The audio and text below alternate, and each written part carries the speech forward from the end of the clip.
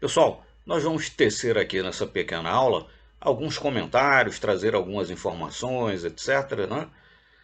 Enfim, como complementos, por assim dizer, aos experimentos 1 e 2, que são os mesmos, né? Realizados nas disciplinas de Química Inorgânica Experimental e Química Inorgânica Experimental 1, tá certo? Da Universidade Federal do Rio Grande do Norte. Vamos lá então. Bom, o primeiro experimento, enfim, foi a realização de uma série de testes de chama, tá certo? Então nós vamos começar aqui relembrando, né, enfim, alguns aspectos aí no que diz respeito a transições eletrônicas, utilizando o próprio modelo de Bohr mesmo, né? Muito embora, é claro, o modelo em voga, né, modelo atômico em voga, seja um modelo mecânico quântico, nós não vamos, por certo, falar aqui em órbitas, né, que é o caso do modelo atômico de Bohr, mas nós podemos sim falar em níveis de energia, né, e os elétrons, no caso, podem sofrer transições eletrônicas entre esses diferentes níveis de energia. E no caso, vamos utilizar aqui, enfim, o modelo atômico de Bohr é muito bem sucedido, né, apenas para o átomo de hidrogênio.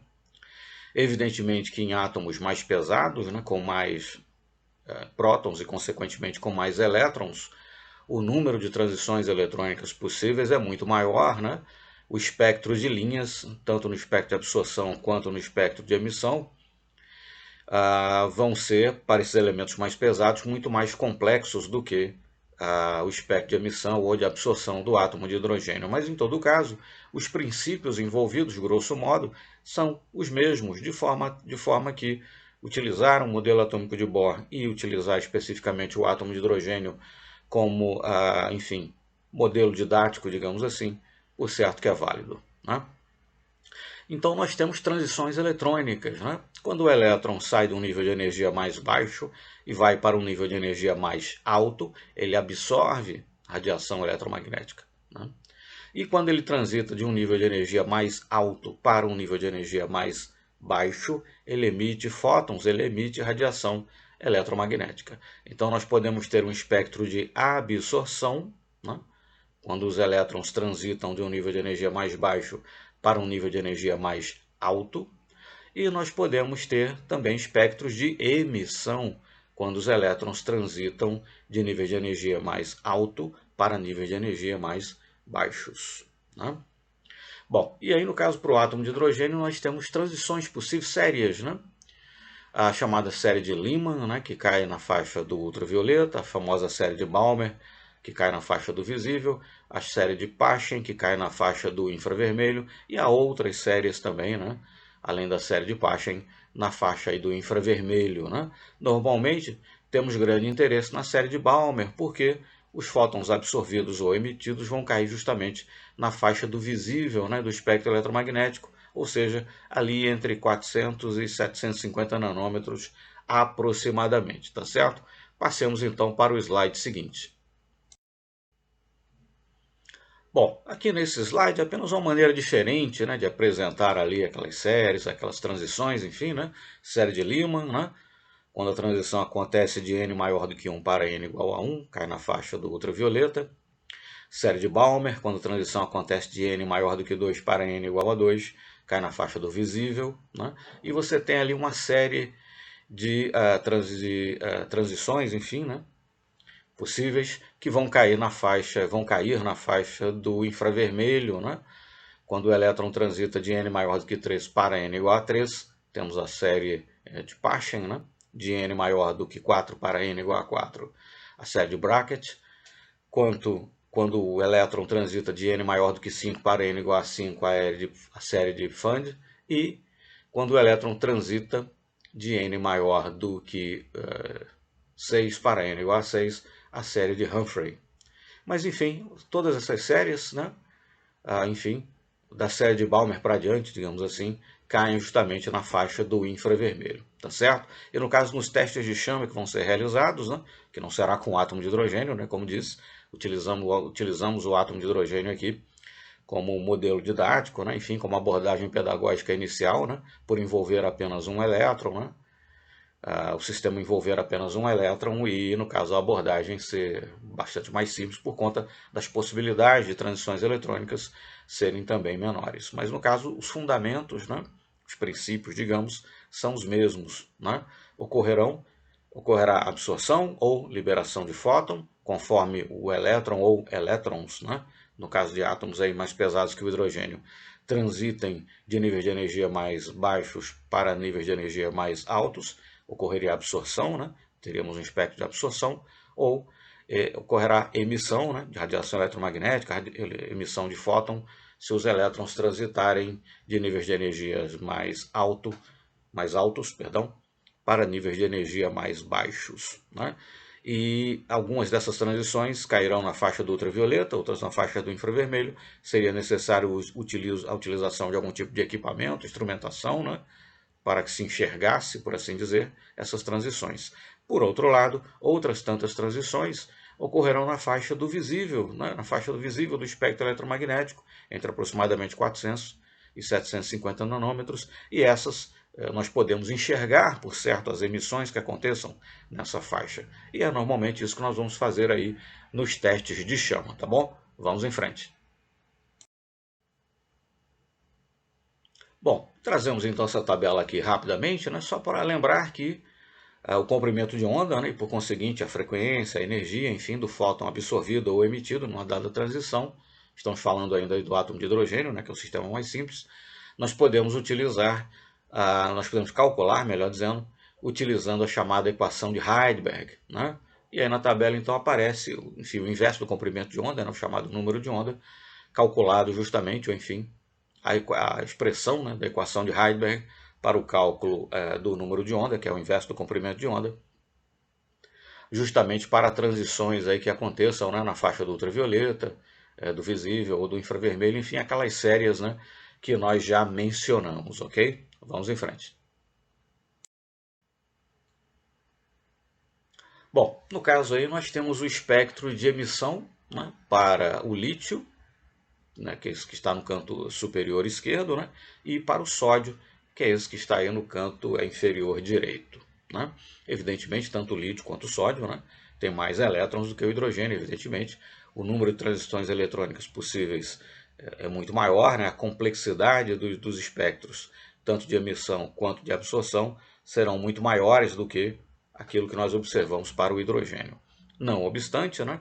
Enfim, umas tantas dessas emissões acontecem na faixa visível do espectro e muitas vezes nós temos uma emissão, ou mais de uma se for o caso, né, que é mais intensa, né, e que vai fazer com que nós possamos associar ao espectro de emissão daquele determinado elemento uma certa cor. Por exemplo, essa cor aí, né, vermelha, né, para o lítio, né, e a característica, a cor amarela para o sódio. Né? Então, no lítio nós temos para o lítio, enfim, uma emissão predominante ali, né, em aproximadamente 671 nanômetros, e no sódio uma emissão bastante intensa, né, em aproximadamente 590 nanômetros, né, 598,8.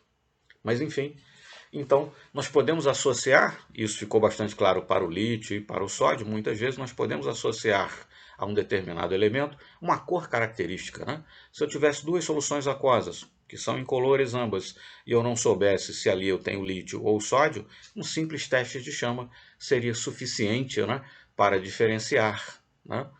Se eu tiver uma chama vermelha, é lítio, se eu tiver uma chama amarela, é sódio. Né? É claro que isso fica mais fácil quando eu estou lidando com dois elementos que emitem cores tão diferentes. Né? É claro que a chama vermelha, uma coloração vermelha no espectro de emissão, né, num teste de chama, né, não vai ser emitida apenas pelo lítio, ou uma chama amarela não é exclusividade do sódio. Mas em todo caso, se eu tiver ali um certo elenco de elementos pré-definidos, quiser diferenciar entre eles, um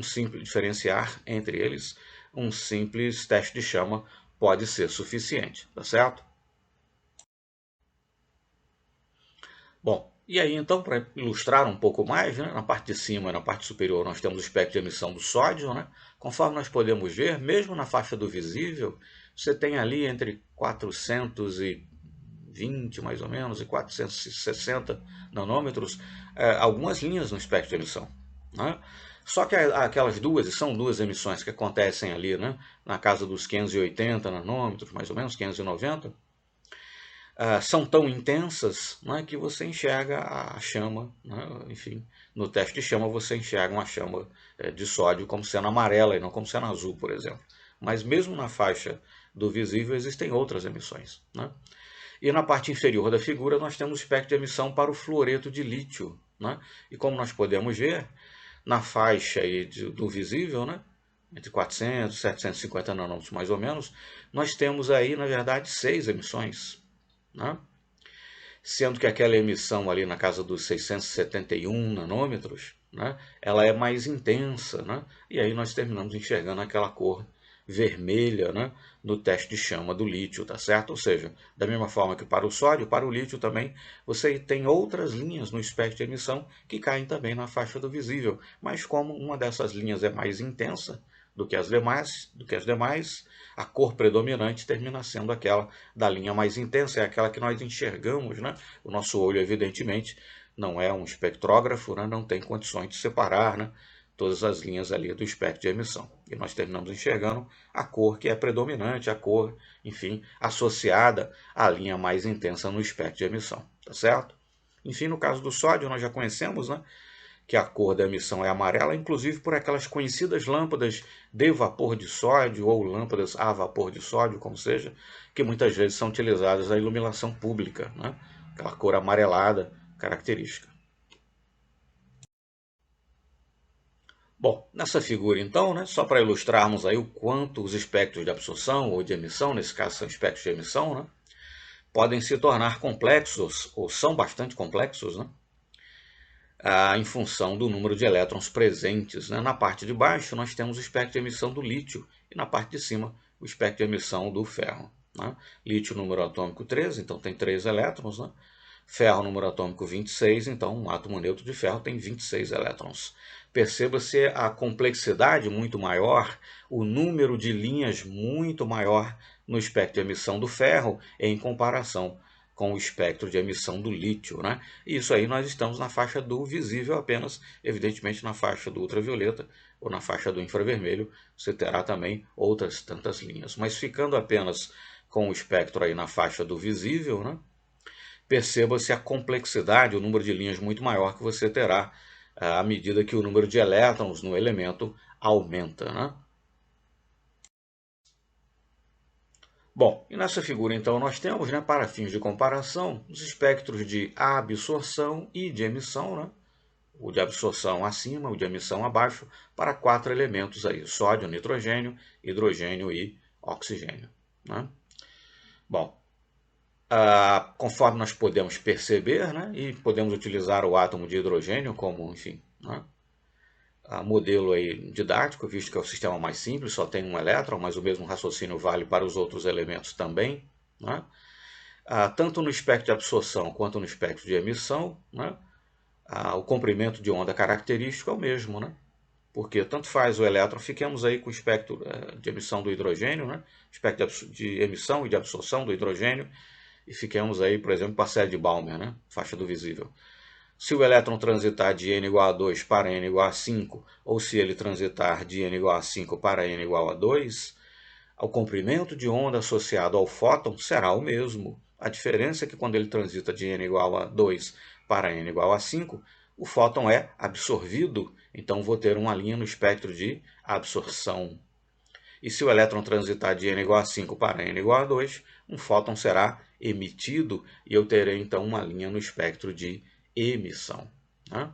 Então, no espectro de absorção, se eu considerar aí toda, né, a faixa visível do espectro eletromagnético, entre 400 e 750 nanômetros aproximadamente, eu terei linhas faltando, né? Eu terei linhas aí escuras, linhas que estão faltando, né, no espectro, enfim, na faixa do visível. Enquanto no espectro de emissão é o contrário, né? Eu terei linhas preenchendo, digamos assim, o vazio, né? É um espectro de emissão, eu só vou observar as linhas correspondentes aos comprimentos de onda dos fótons emitidos, né? Isso no espectro de emissão. Enquanto que no espectro de absorção eu terei linhas faltantes, né? Se eu considerar todo a faixa visível do espectro eletromagnético, eu terei linhas que estarão faltando, né, que serão justamente os comprimentos de onda dos fótons que foram absorvidos, tá certo? Mas, evidentemente, os espectros de emissão e de absorção são, por assim dizer, complementares. É isso que essa figura ilustra bastante bem, tá certo? Prossigamos então. Bom, e nesse slide então nós detalhamos aí um pouco melhor, né, os espectros de absorção e de emissão para o sódio, né? Na primeira figura, que aparece aí na parte superior, né, do slide, nós temos primeiro o espectro de emissão e depois o espectro de absorção do sódio, né?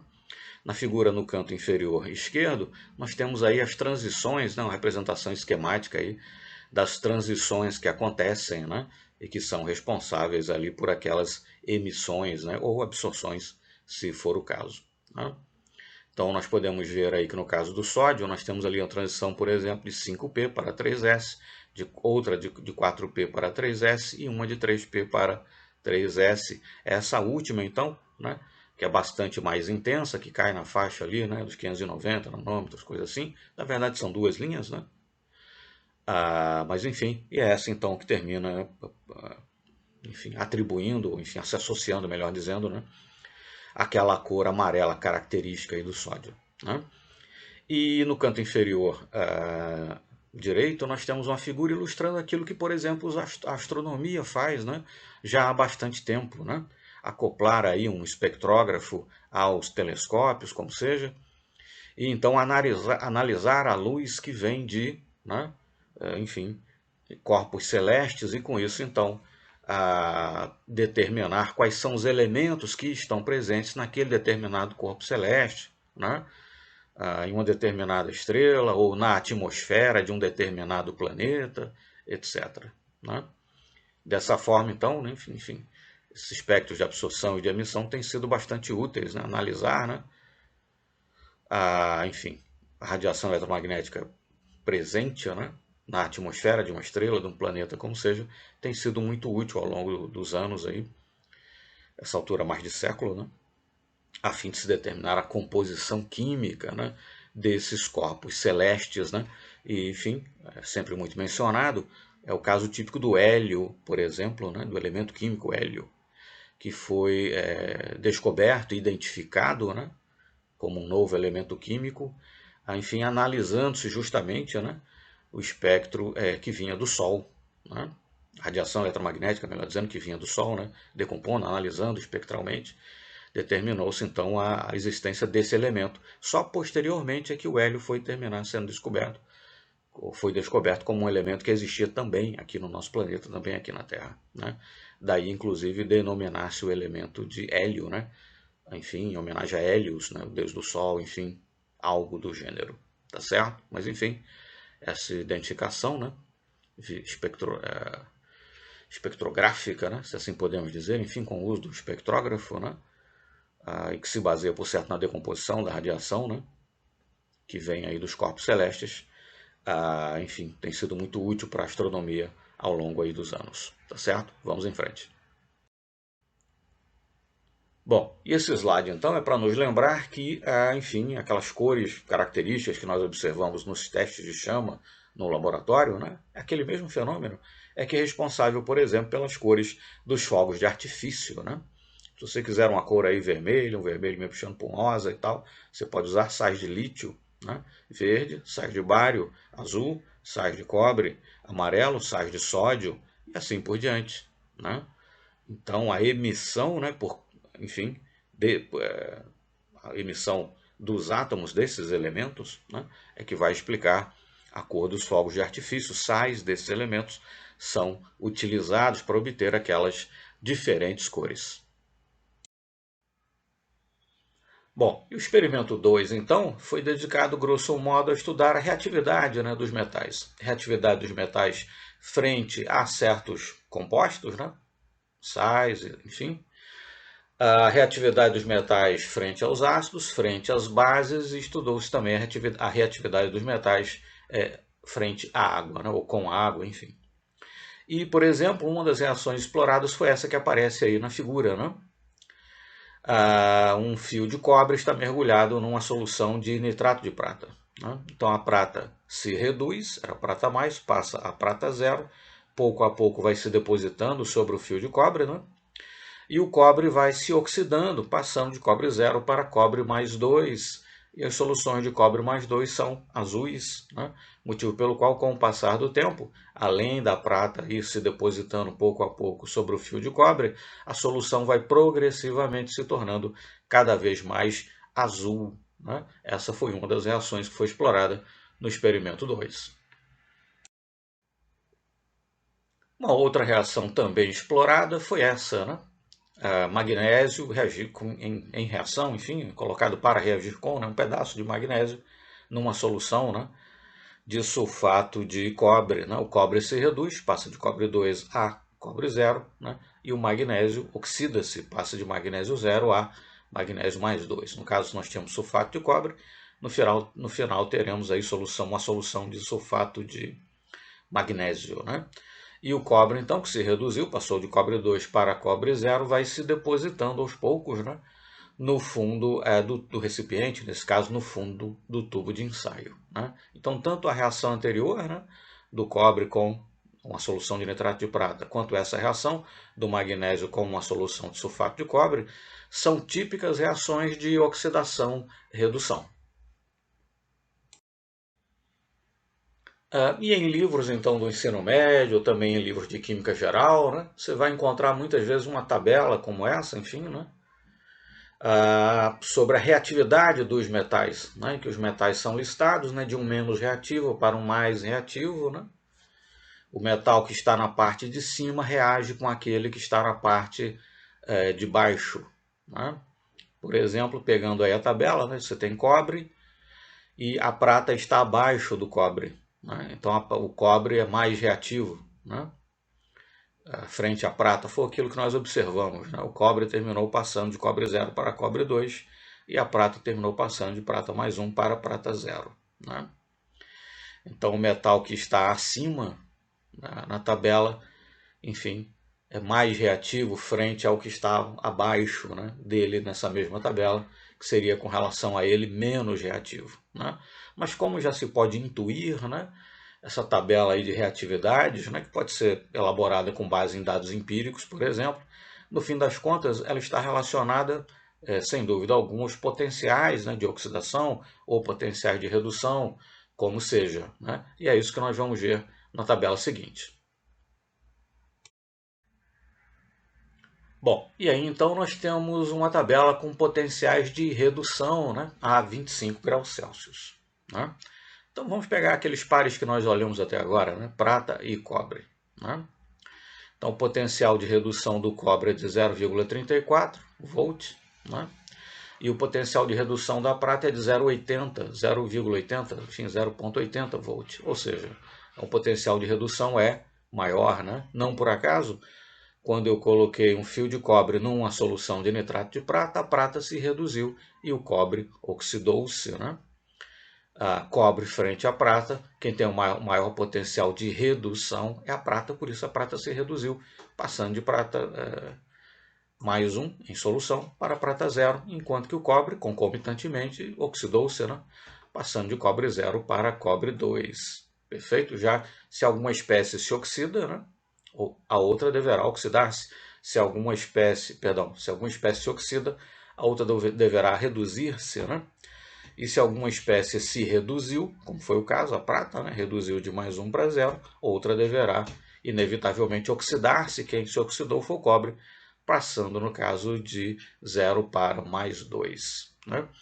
E se nós formos observar as outras, né, reações que foram efetuadas, envolvendo zinco, por exemplo, envolvendo ferro, né, etc., envolvendo magnésio, né, vai ser possível observar que, no fim das contas, os potenciais de redução ou de oxidação, como seja, né, se você inverter a reação, enfim, são os fatores, né, o grande fator, né, o potencial redox é o grande fator condutor, digamos assim, determinante, né, para a ocorrência de determinadas reações, como aquelas que nós observamos, né, de metais com determinadas soluções de outros metais. Né? Então, o ponto-chave é sempre o potencial redox e o fator, o elemento, né, que nos permitirá explicar a reatividade, sem dúvida, é a tabela aí de potenciais de redução ou potenciais de oxidação, como seja, né?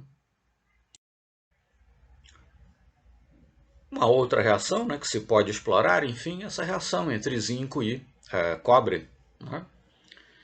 E, no caso aí de zinco e cobre, né, o cobre se reduz, passa de cobre mais 2 para cobre 0, e o zinco se oxida, né? Passa de zinco 0 para zinco mais 2. Né? É essa reação, justamente, que é explorada, né, na famosa pilha de Daniell, né? Enfim, elaborada aí pelo John Frederick Daniell, né? Cujo potencial é de 1,09 a 1,1 volt. Né? E você pode calcular, né, o potencial da pilha utilizando, por exemplo, aqueles potenciais de redução que aparecem na tabela que nós vimos ainda há pouco. Né? Então, nos experimentos realizados, as reações foram promovidas, as reações redox foram promovidas, enfim, sem que houvesse aí, por assim dizer, né, a captura, né, do fluxo de elétrons. Mas se você montar aí um circuito, você pode sim fazer com que esse fluxo de elétrons passe, né? Enfim, pode passar aí através do multímetro, né? Ou do voltímetro mais especificamente. Você pode medir o potencial da pilha ou, né, pode passar através de algum circuito, acender uma lâmpada, né? Evidentemente desde que seja uma lâmpada aí que possa ser acesa, né? Com um potencial tão baixo, mas enfim, você pode demonstrar de qualquer forma que efetivamente está havendo um fluxo de elétrons, está havendo sim uma corrente elétrica, né?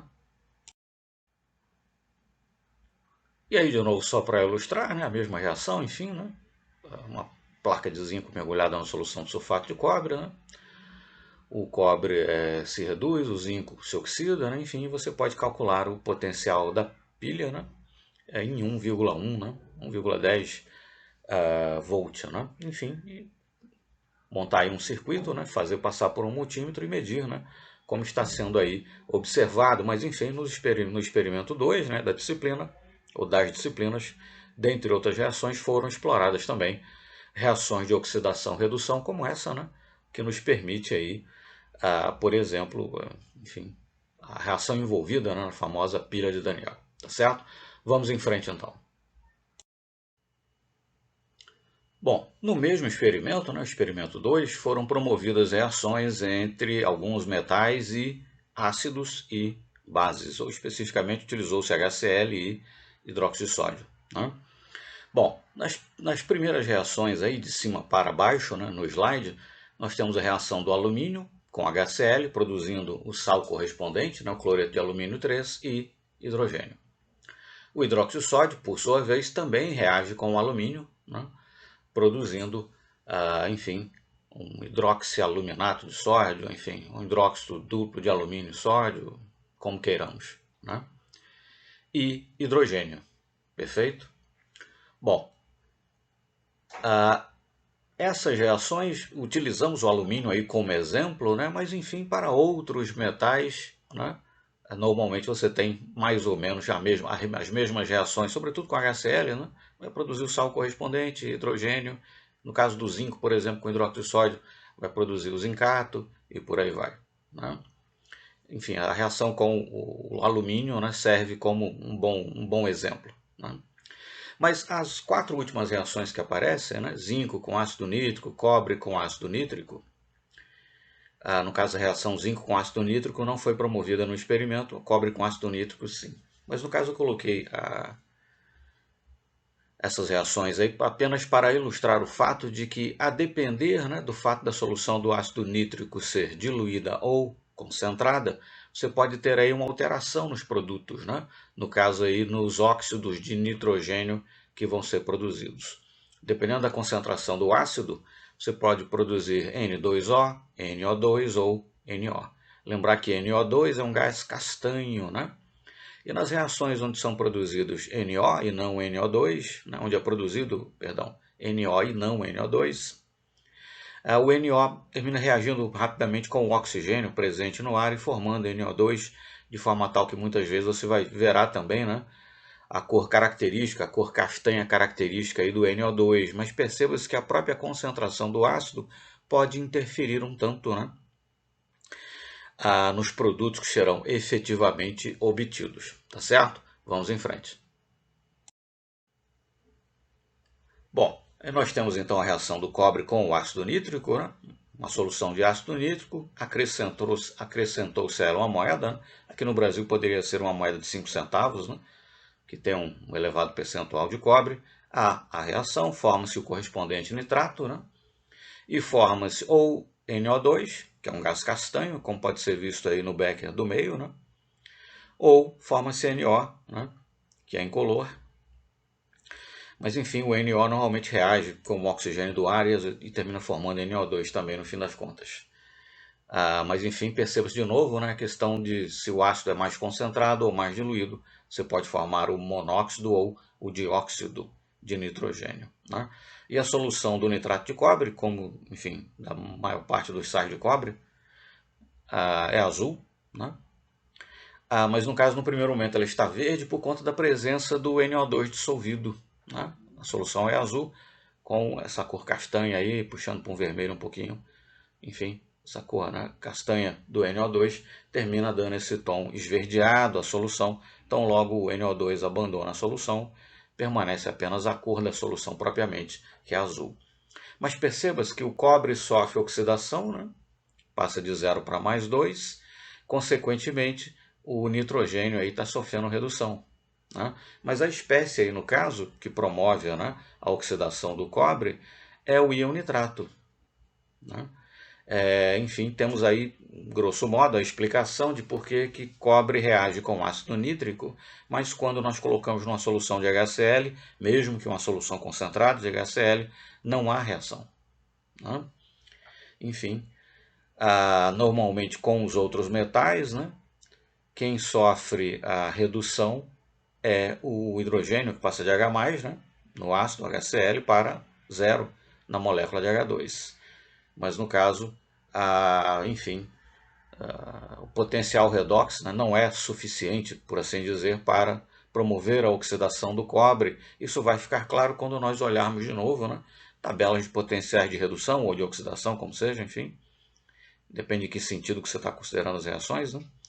Mas enfim, podemos consultar, por exemplo, a própria tabela de potenciais de redução que nós apresentamos, né, ainda há pouco, e verificar então por que isso não acontece, né? Por que enfim, o íon H+ não consegue reduzir, não consegue oxidar, né, o cobre, motivo pelo qual a cobre não reage com HCl, mas sim reage com ácido nítrico, né, porque o íon nitrato vai ser capaz então de promover a oxidação do cobre. Perfeito? Enfim, temos aí a explicação. Então, prossigamos aqui com os nossos slides. Bom, e tendo em vista que a mudança de coloração, né, aí qual é a cor formada, etc., a cor que se desenvolve no sistema, enfim, muitas vezes nos permite inferir, deduzir uma série de coisas com relação à ocorrência ou não de uma determinada reação. Nós temos aí, então, quais são as cores das soluções para alguns íons, né, em solução aquosa, bem entendido, e lembrar que, grosso modo, nós podemos explicar essas cores utilizando, por exemplo, a teoria do campo cristalino, né?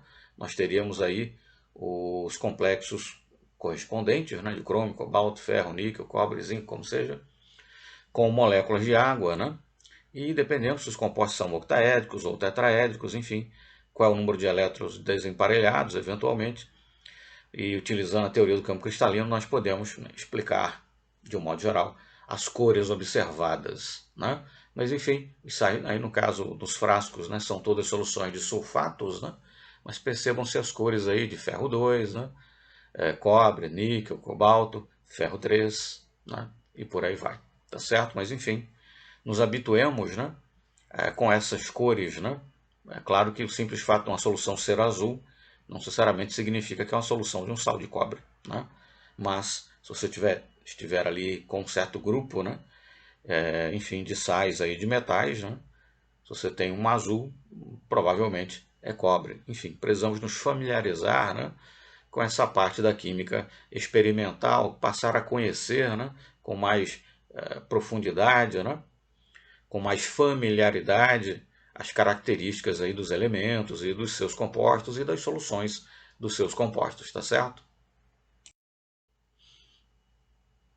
E aqui então nessa tabela, um resumo por assim dizer, né, das reações de diferentes metais com ácido nítrico, né, em diferentes concentrações.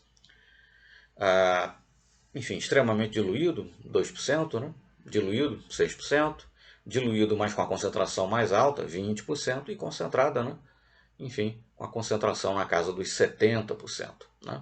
E nós temos aí uma série de metais, então, e os principais produtos formados. Né?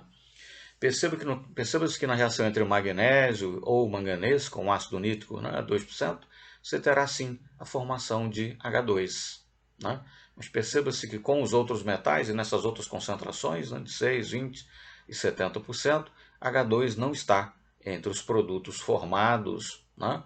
Mas nós teremos sim, enfim, na maior parte das reações, óxidos de nitrogênio sendo formados. Né? Precisamos levar em conta, aí, como disse, né, qual é o metal que está reagindo e o próprio efeito da concentração da solução sobre, por exemplo, qual será exatamente o óxido de nitrogênio que será formado. Tá certo? Enfim, pode ser, se for o caso, montar uma tabela, né, análoga a essa, mas para a reação dos metais com HCl, por exemplo. Tá certo? Vamos em frente. E aqui nós temos então uma gravura, né? Não é exatamente a reação propriamente, mas enfim, da reação de HCl com diferentes metais, alumínio, cobre, ferro, magnésio e zinco. Né? Não reage com cobre, conforme nós sabemos. Né? O alumínio, no caso nessa gravura, está dito no initial reaction, né? Nenhuma reação inicial, mas enfim, sabemos que o alumínio reage sim, né? Com o HCl. Mas o que acontece? E aí essa gravura serve para ilustrar isso. Muitas vezes o metal está no frasco, o frasco já foi aberto faz um certo tempo, já foi exposto, né, ao ar, consequentemente ao oxigênio, a vapor d'água, etc. E muitas vezes se forma sobre a superfície ali, né, da lâmina, dos grãos, como seja, do metal, dependendo da forma de apresentação, né, da chapa, como seja, se forma muitas vezes ali uma camada do óxido do metal. Né, enfim, produzindo ali uma passivação ou algo equivalente, né? De forma tal que às vezes você coloca o metal na presença de um ácido com o qual ele reage, sabidamente reage, e logo de pronto você não observa a reação, porque é preciso que primeiro seja consumida essa camada do óxido, por exemplo, que está na superfície, e aí depois então a superfície limpa do metal estando disponível, a reação, né, do metal propriamente com o ácido se inicia e passa a acontecer de maneira mais rápida, mais intensa, mais vigorosa. É claro que a velocidade da reação, etc., também vai ser afetada, né, pela granulometria. Né?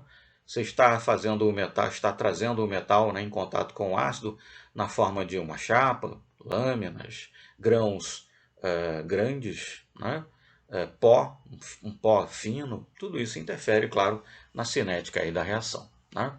Mas assumindo granulometrias mais ou menos próximas, enfim, né, é fato que zinco realmente, zinco reage prontamente, né, uma reação rápida. Magnésio também, né, a reação com ferro já é um pouco mais lenta. Com cobre não acontece, e com alumínio acontece sim, né, com certeza.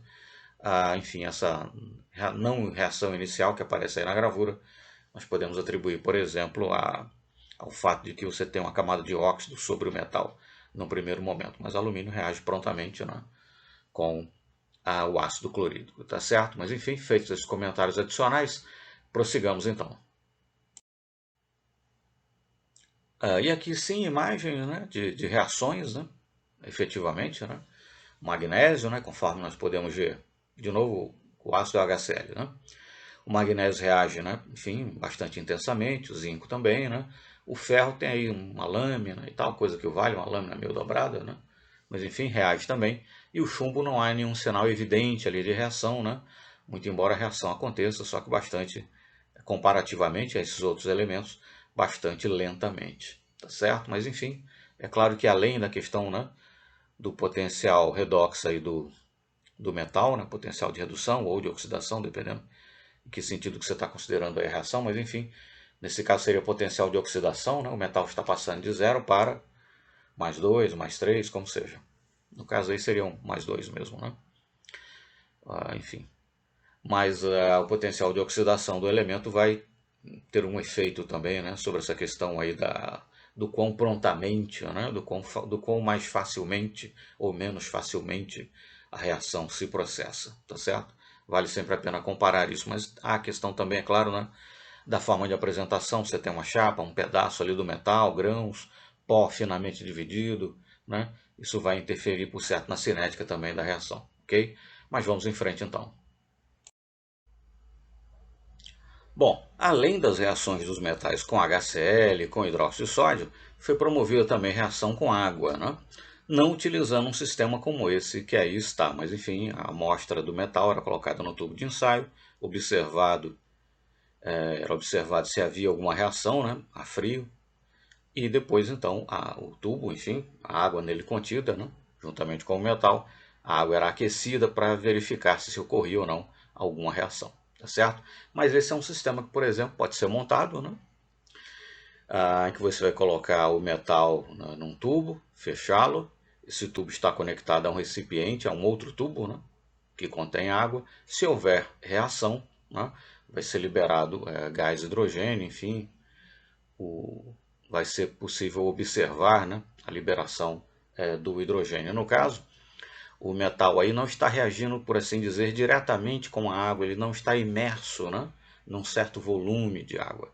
Ele termina, se for o caso, né, se houver reação, ele termina reagindo com a água, enfim, no estado de vapor, né, que conforme nós veremos nos slides seguintes, pode haver aí alguma diferença em termos de reatividade, né, se utilizar, por exemplo, a água em estado de vapor, tá certo? Prossigamos então, vamos para o próximo slide.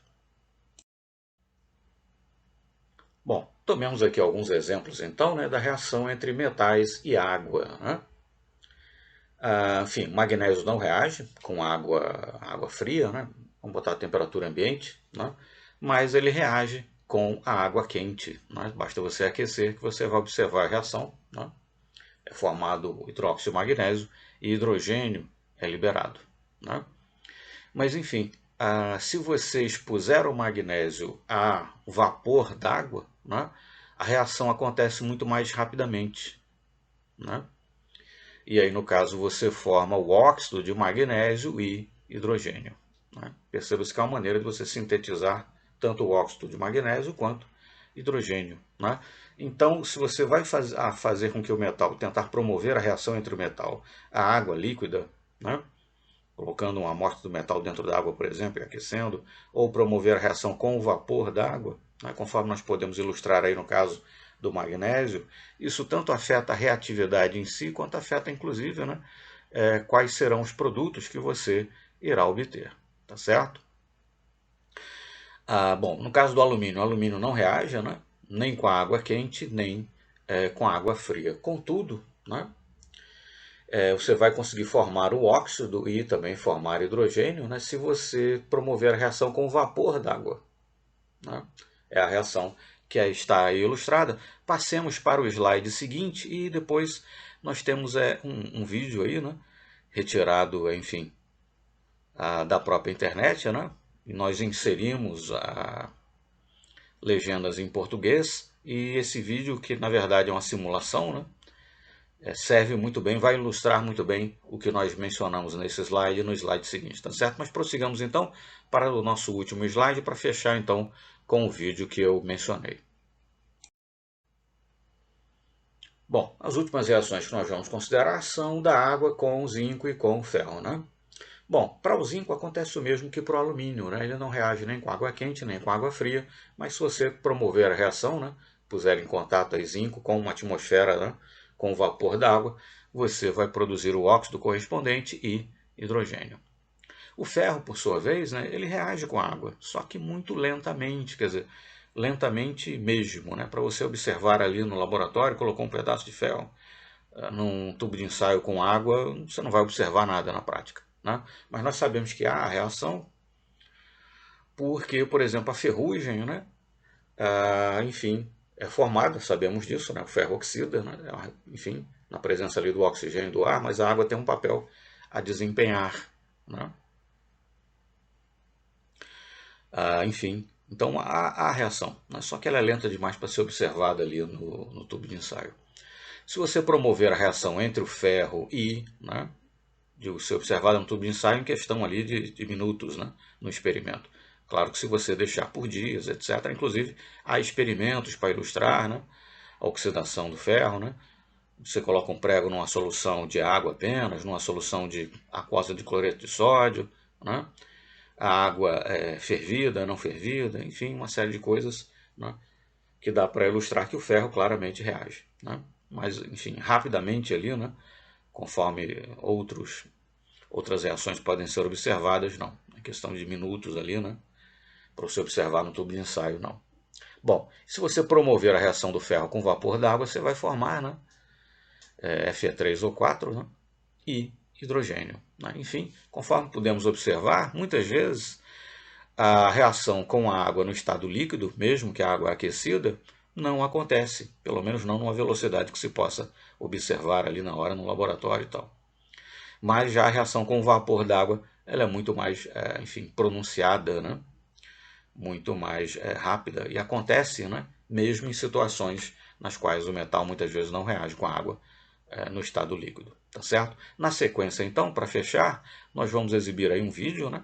Está disponível na internet, nós vamos colocar o link aí para o vídeo original, inclusive, etc. Mas o YouTube não gera legendas em português para esse vídeo, de forma tal que nós utilizamos aí um programa e tal, foi gerada a legenda pelo programa. Como é uma legenda gerada, né, via, enfim, programas computacionais, pode ter alguma imperfeição aqui ou ali, se for o caso, mas no geral as legendas ficaram muito boas, né, a tradução está boa, está correta, dá para acompanhar. E é uma simulação, né, não é o experimento propriamente dito, mas algo muito bem feito que ilustra muito bem essas reações aí dos metais com água, com vapor d'água, enfim, tá certo? Então ficamos com esse vídeo e isso fecha aqui a nossa pequena aula. Muito obrigado e até o nosso próximo encontro, até a nossa próxima aula, enfim, na sequência o vídeo então com as simulações, né? Perfeito? Até lá!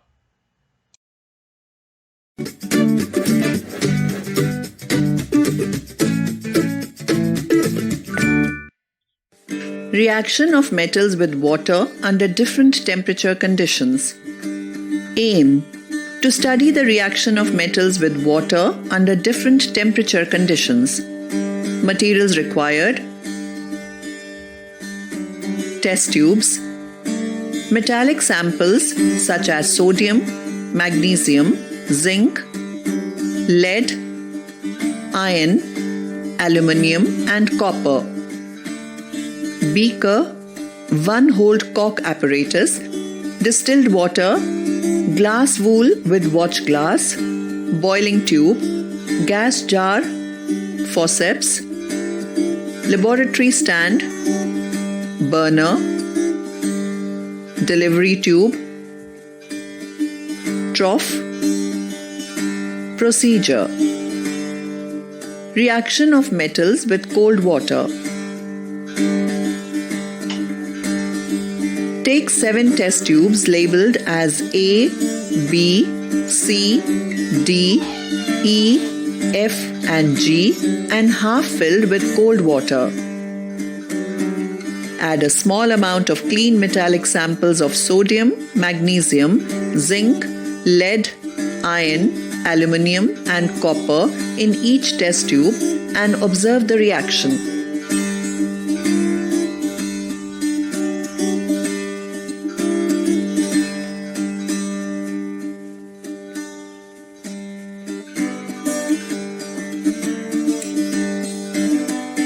Reaction of metals with hot water.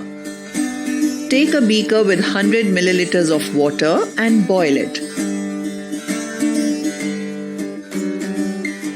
Take 6 test tubes labeled as A, B, C, D, E and F and half filled with boiled water. Add a small amount of clean metallic samples of magnesium, zinc, lead, iron, aluminium and copper in each test tube and observe the reaction.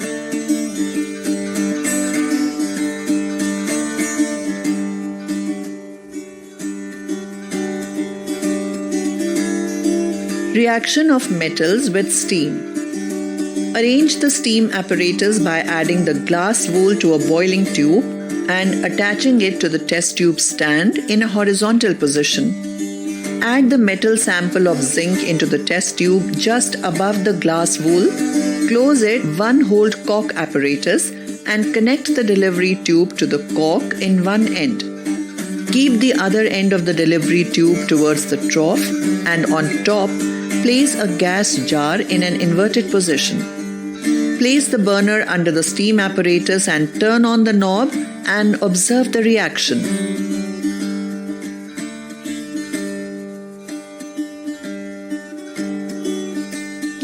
Place the remaining metallic samples such as lead, iron, aluminium and copper one by one and observe the reaction. Observation: sodium reacts violently with cold water. The reaction is so violent, and since it is exothermic, the generated hydrogen gas immediately catches fire. Magnesium does not react with cold water. It reacts with hot water to form magnesium hydroxide and hydrogen gas. It also starts floating due to the bubbles of hydrogen gas sticking to its surface. Metals like aluminium, iron and zinc do not react either with cold or hot water, but they react with steam to produce metal oxide and hydrogen gas.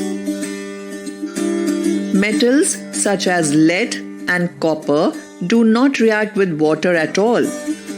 The metals are arranged in the decreasing order of reactivity with water under different conditions as follows.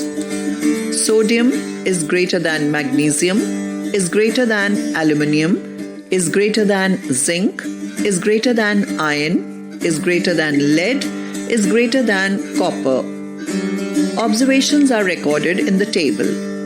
Precautions: be careful when handling sodium metal because it can react with skin moisture.